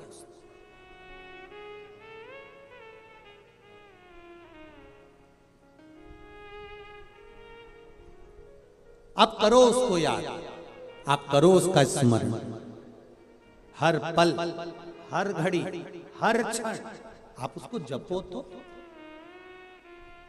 कई लोग मिलेंगे आपको जो आपसे कहेंगे कि मंदिर मत जाओ, राम जी को मत मानो, कृष्ण भगवान को मत मानो, गणेश जी को मत मानो, देवी को मत मानो। फिर एक दिन यही आकर कहेंगे तुम अपने बाप को भी मत मानो, यही कहेंगे जो आज कह रहे हैं तुम्हारे सामने आकर। बार बार तुमको सौगंध दिलवाते हैं, राम को नहीं मानना, देवी को मत मानना, गणेश को मत मानना, शिव को मत मानना। और बचे कुचे थे तो एक महाराज ऐसे हैं जो अपनी ही किताब छपा कर बंटवाए जा रहा है और उन्होंने कह दिया मैं खुद भगवान हूं, तुम किसी को मत पूछो। ऐसे लोग अगर तुमको किताब देने आए तो वही किताब उनके मुंह पे मार देना और कह देना भगवान एक ही है, वो देवाधिदेव महादेव, वो ब्रह्मा विष्णु महेश है, वो किताब उन्हीं के मुंह पे मार दो। ऐसी किताब अपने को घर में लेकर भी नहीं जाना जो तुम्हें धर्म से काट दे, सनातन धर्म से वंचित कर दे। जो आज कहते हैं कि गणेश जी को मत मानो, राम को मत मानो, कृष्ण को मत मानो, शिव को मत मानो, वो एक दिन तुम्हें गर्द में खड्डे में ले जाकर पटक देंगे और एक दिन कह देंगे तुम अपने बाप को भी मत मानो। तुम्हारे पिता ने तुमको पैदा ही नहीं करा, तुम्हारी माता ने तुमको जन्म ही नहीं दिया। बार बार सौगंध दिलाएंगे, किताब छपा छपा के तुमको इसी पंडाल के बाहर बांटते मिलेंगे, खूब प्रेम से देंगे, ले जाओ ये किताब, फ्री है, फ्री है। सोचो 50 रुपए की किताब छपी होगी और फ्री में क्यों बांट रहे हो? मतलब ये पैसा तुम्हारे पास में यहां से नहीं आ रहा है, केवल सनातन धर्म को बर्बाद करने के लिए विदेश से पैसा आ रहा है। समझो आज भी मौका है, नहीं तो बाद में रोगे। अपना फोटो छपवा कर भगवान है ही नहीं, हम ही भगवान है। जब इतने 50 रुपए की इतनी मोटी किताब, आज के जमाने में पत्रिका भी 50 रुपए की छपती है तो पत्रिका भी सोचना पड़ती किस किस को देना, नहीं तो हल्का फुल्का काट दे देंगे रिसेप्शन का। पत्रिका किसको देना, 50 रुपए की छपी है तो सोचना पड़ेगा। वो 100 रुपए की, 150 रुपए की, 50 रुपए की इतनी मोटी किताब कोई फ्री में बंटवा रिया है, अपना फोटो लगवा कर बंटवा रिया है और कह रहा है कि मैं भगवान हूं और ये सोचकर बंटवा रहा है। तो सोचो ये 50 रुपए 100 रुपए किताब के कहां से आ रहे होंगे जो इतनी पब्लिक को किताब बांटी जाती है और तुम उसको लेकर घर चले जाते हो, उन्हीं के मुंह पर छोड़कर चले जाओ, पांव पड़ के तो तू ही ले जा तेरे घर में। नीचे ऐसी किताब जो हमें सनातन धर्म से वंचित कर दे, क्या करोगे ऐसी किताब?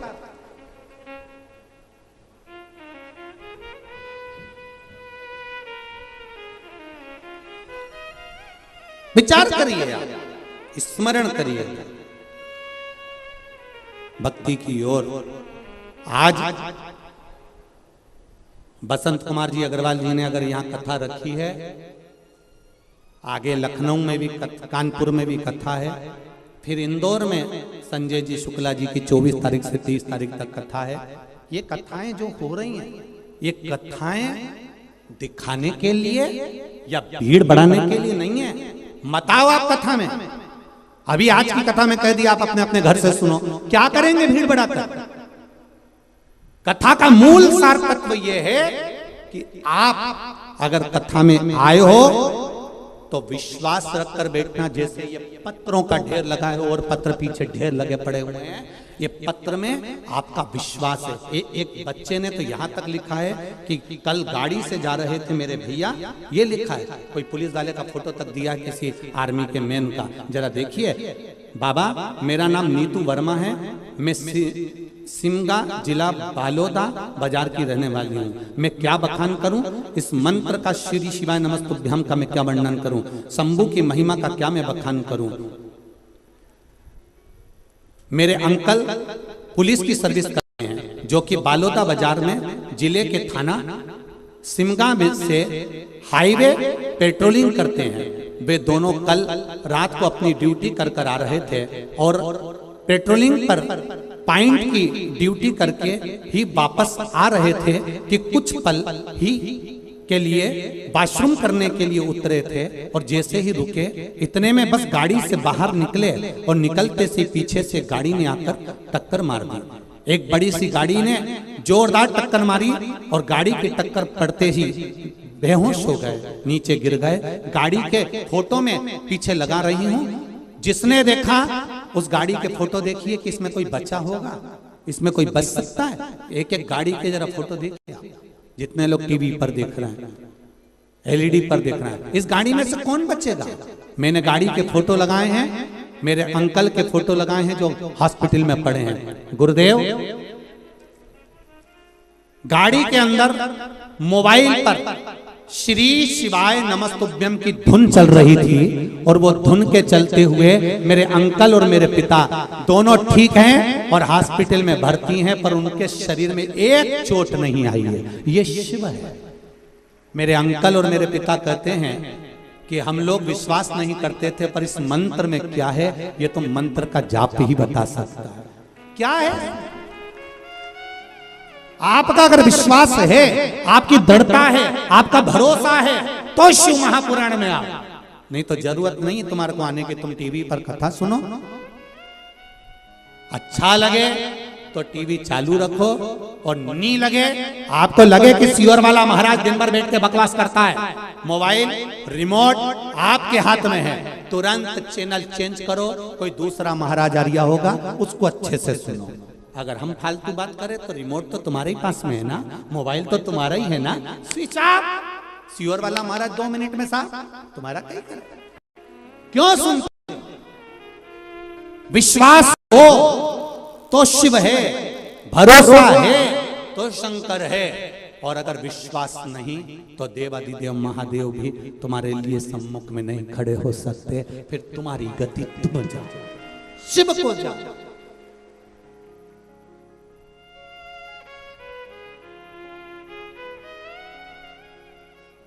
हम तो आपसे मिलते भी नहीं है। पूछो यहाँ बसंत कुमार जी कहीं बैठे हो तो मैं उनसे कहूंगा, उनके परिवार वाले भी बैठे हैं, एक बार पूछना उनकी माता जी हमसे आके मिली, उनके पिताजी हमसे आके मिले, उनकी बहनें आके मिली, कि उनके भाई आके मिले। बसंत कुमार जी अग्रवाल जी से कभी पूछना, इनके परिवार का एक बच्चा, इनके घर में कितने बच्चे हैं वो भी नहीं मालूम कि कितने बच्चे। एक बार अगर कह दें कि इनके परिवार का कोई व्यक्ति हमसे आके मिला और हम इनसे मिले हो, हम मिलना भी पसंद नहीं करते। क्यों? कहीं हमारे भीतर ये अभिमान ना आ जाए कि आप हमको पूछने लगे हो। हमको सुनने के लिए तुम लोग नहीं आते हो। सियोर वाला महाराज कोई मायना नहीं रखता, हम तो शंकर के चरणों के दास हैं। आप शिव पुराण के लिए आए हो, शंकर के लिए आए हो, और शंकर के बने रहे।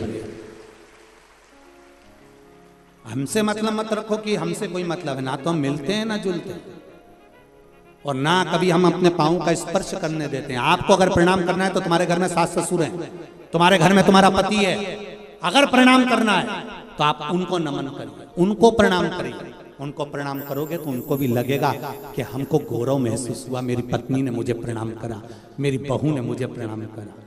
हमको प्रणाम कर कर करोगे क्या? आप करो घर के बुजुर्गों को नमन।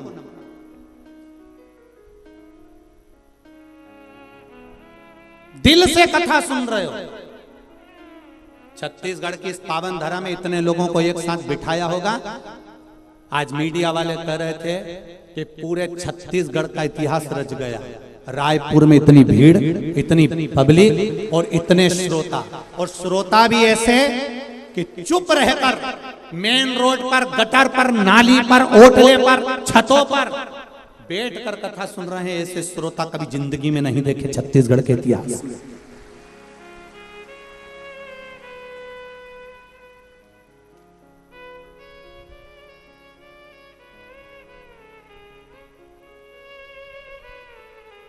और मैं धन्यवाद दूंगा यहाँ के आदरणीय मंत्री महोदय जी बैठे हुए हैं, साहू साहब, उनको भी धन्यवाद दूंगा, और यहाँ के कमिश्नर को, कलेक्टर को, एसपी, डीएसपी, क्या क्या कहूं मैं आपको, जितने टीआई लगे, जितने थानेदार लगे, सबको साधुवाद। आपकी एकाग्रता, आपकी सेवा, आपने दुनिया में करी होगी बहुत सेवा। आज सेवा का जो मौका मिला है इस कथा में मिला है, जनमानस को संभालने के लिए। ये श्रोता नहीं, शिव आया है रायपुर की धरा। ये रायपुर की धरा पर शंकर आया है, शिव नहीं है। शिव आया है, मेरा शंकर, श्रोता नहीं आया यहाँ, शिव आया। उसका हृदय चित्त आनंद क्या मिलेगा? हम अभी बीकन गांव की कथा में कह रहे थे कि कथा के पंडाल से जब जाओ तो वहां की भूमि की रच को सिर पे लगा कर जाना, क्योंकि ये साधारण नहीं है। वीआईपी व्यक्ति आता है तो दोपहर में 1 बजे कथा में आता है। यहाँ सुबह 4 बजे से जगह संभाल कर एक जैसी बैठी रहती है, कहीं मत निकलती है। वृंदावन की गोपियों ने जो तप करा, गंगा के घाट पर, नर्मदा के घाट पर जो लोग संत साधु बनकर तप करते हैं, एक बार शिव महापुराण की कथा में आकर देखो इन संतों को, इन माताओं को, इन भाई, इन बच्चों को। बच्चों का सामान भी बैग में लेकर चलती है, बच्चा भी शांति से बैठता है। एक बच्चे के रोने की कहीं आवाज आ जाए तो बता देना कितना प्रेम होगा, जरा विचार करिएगा, कितना विश्वास। पानी की बोतल में पानी भी लेकर बैठती है ना, तो थोड़ा थोड़ा पीती है कि कहीं पाटल भरने ना चले जाना पड़े। ये मेरी माँ है, ये मेरी बहन है। भाई जीन्स और टी शर्ट पहन कर, कुर्ता पजामा पहन कर, एक से बढ़कर एक कपड़े पहनकर, जो बड़ी बड़ी कंपनियों में सर्विस कर रहे हैं, नौकरी कर रहे हैं, जिनके घर में नौकर लगे हैं, वो आज रोड पे बैठ के कथा सुन रहे हैं। कोई छत्तीसगढ़ की भूमि का किसान क्या कम पड़ता है? उसके घर में कोई कमी नहीं। दिल देखिए, सुबह 4 बजे से एक जैसा, एक आसन से तुम अपने घर में थोड़ा लेट भी जाते हो, वो एक जैसी जगह संभाल के इतनी सी इतनी जगह में बैठी है, और 1 बजे का इंतजार करती है।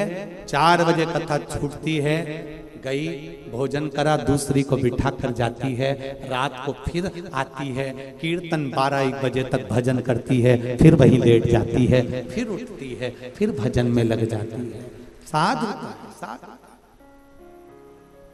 लोग हमसे कहते हैं क्या तुम तीर्थ घूमने नहीं जाते? इनके चरणों में सारे तीर्थ हैं, तो कहां जाऊं दर्शन करने? मेरा शिव तो खुद आया है।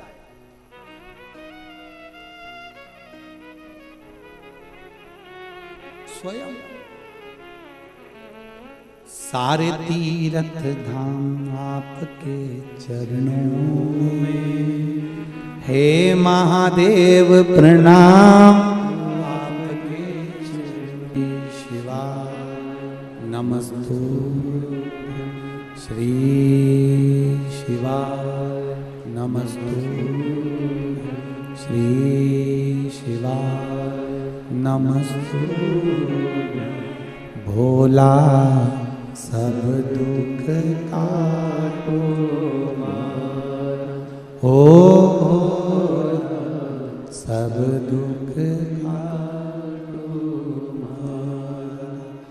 शिव शंकर जपो तेरी माला, भोले बाबा जपो तेरी माला, भोला सब दुख काटो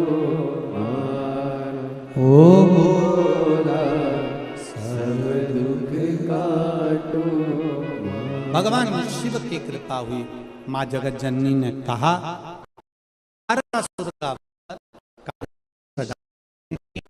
पर हृदय में कोई बाण नहीं छोड़ा था।